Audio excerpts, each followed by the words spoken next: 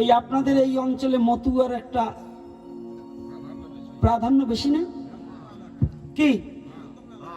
এখানে আতে গোনা ওই ওষুধ খাওয়ার মতো 2-4টে কৃষ্ণ ভক্ত তিলক লোক দেখলে আবার একটু আটক ওঠে, ওই সীতাবাগের মতো সাজছে কি, এরকমও বলা লোক আছে।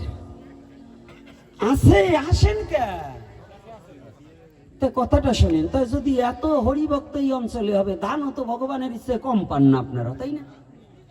কি কম পান? 200 মন 300 মন 500 মন ধান পাওয়া লোক এই গ্রামে আছেন না?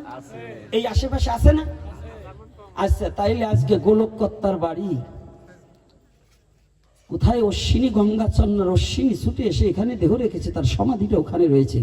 এই সমাধির মন্দিরটা এই হালে হইতেছে নূতন, আর সেখানে একটু পরিষ্কার করে রাখবে এমন কোনো ভক্ত নাই। তো যে দান ওঠার পরে খালি হরি মন্দির করার জন্য দাও, কৃষ্ণ মন্দির করার জন্য দাও, ওই অমকের মন্দির করার জন্য দাও, এই বস্তা নিয়ে যেটা আসবে সেইটারই বানবেন।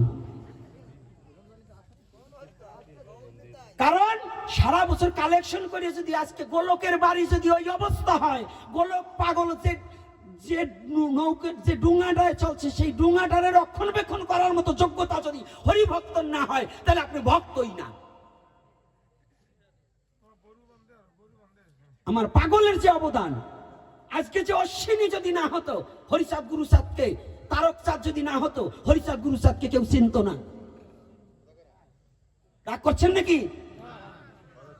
হরিদাস যদি না থাকতো তাহলে আমার গৌরহরিকে কেউ চিনত না। যদি মহানামব্রত না হতো তাহলে জগৎবন্ধুকে চিনত না। বলুন না মিথ্যা বলছি বাবা? ভক্ত চিনায় ভগবানকে, তো হরিচাঁদ গুরুচাঁদকে চিনিয়েছে কে? আমার তারক, গোলক, মহানন্দ, অশ্বিনী, প্রেমা, এই গোলক, এই যে যারা 12 জন 12 জন পাগল, এরাই তো আমার হরিচাঁদ গুরুচাঁদকে চিনিয়েছে, না কিনা বলুন?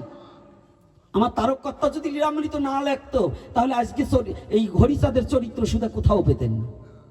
এই পেতেন? আমার অশ্বিনী যদি হরি সংকীর্তনের মধ্য দিয়ে যে ভাব, যে প্রেম যাহা প্রকাশ করে গেছে, আজকে নেচে নেচে গান গাচ্ছেন, তার বল দিয়ে ভাঙিয়ে খাচ্ছেন, নাইলে আপনার মতো গায়ক কেউ ডাকতো না। সুর থাকলেই হয় না, সুর থাকলে হয় না, ওই পদ যোজন করতে তার কষ্ট হয়েছে। আমার অশ্বিনী জীবনের সমস্ত কিছু ত্যাগ করেছে, আজকে তার সমাধিটায় আমি নিজে দেখে আসছি। বদন চাঁদের সমাধিটা তার পাশে পড়ে আছে, সেটাকে একটু বেড়া, ওই যে মুরগির বাক্সের মতো একটু, তাও বেড়া টেরা কিছু নাই। এগুলো আপনাদের চোখে যদি না পড়ে, আমি